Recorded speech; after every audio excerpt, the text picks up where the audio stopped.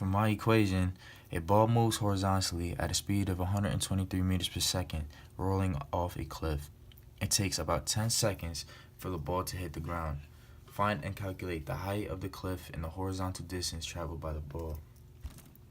So let's start off by drawing out the cliff. So we know what we have to find in this equation is the height and how far it was traveled. So let's write it as that. So let's draw the ball up here, and it moved horizontally at 123 meters per second, and it took 10 seconds for the ball to hit the ground.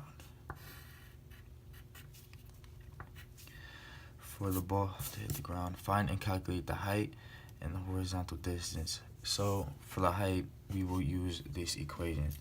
Height is equal to 1/2 times acceleration times time squared. Now, since we know the equation, we can plug in.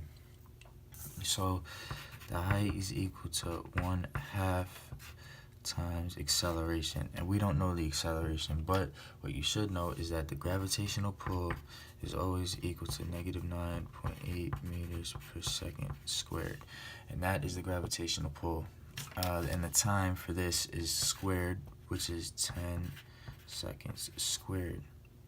And when we put that into the equation, these seconds should cancel out, so we can just get meters.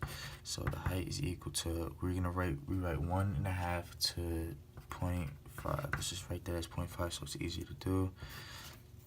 So we know -9.8 meters per second squared times 10 seconds squared. So these seconds can cancel out, so now we just have meters. So now we can get the answer to be 49 meters.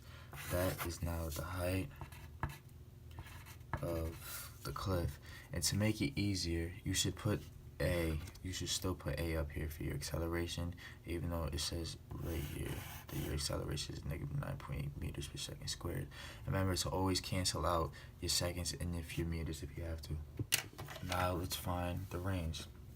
So we know, well, the equation I will be using will be the range times the horizontal velocity times time. So now let's find our range. So our range is equal to our horizontal velocity times time. So for range, we know that it's 123 meters per second for our horizontal velocity, and then times our time, which is 10 seconds. So as I said before when we were doing these right here, that our seconds are going to cancel out, leaving us with just meters, which is good. And we all know that if 123 times 10 is 1,230 meters. So that is now our range. And now we can write our range to be equal to 1,230 meters. So now we finish the equation, finding the height of the cliff and the horizontal distance traveled by the ball.